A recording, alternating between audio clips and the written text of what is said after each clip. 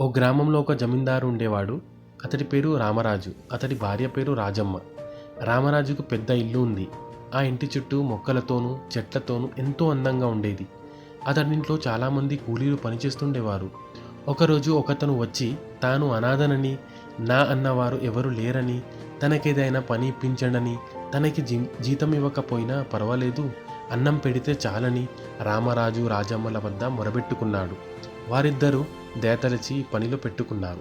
అతడు రామరాజు వద్ద తన పేరు చెట్టు అని, రాజమ్మ వద్ద నీరు అని చెప్పాడు. ఓ రోజు అతను జమీందారింట్లో డబ్బు దొంగతనం చేస్తుండగా రాజమ్మ చూసింది. ఆమె పరుగు పరుగున వెళ్ళి భయంగా తన భర్తతో, ఏవండి, నీరు డబ్బు దొంగలిస్తున్నాడండి అని చెప్పింది. అప్పుడు రామరాజు, నీకేమైనా పిచ్చా? నీరు డబ్బు దొంగలించడం ఏంటి? నీరుకు ఏమైనా చేతులున్నాయా, కాళ్ళున్నాయా? నీకంత పిచ్చి కాకపోతే అని బయటకు నడిచాడు. అప్పుడు రాజమ్మ, అదేనండి, మన ఇంట్లో కొత్తగా చేరిన వ్యక్తి డబ్బు దొంగలించి పారిపోతున్నాడండి, వాణ్ణి పట్టుకోండి అని అన్నది. అప్పుడు రామరాజు తెల్లబోయి, ఒరేయ్ రంగాభీముడు అని కూలీలను పిలుస్తూ ఆ చెట్టును పట్టుకోండి అని గట్టిగా అరిచాడు.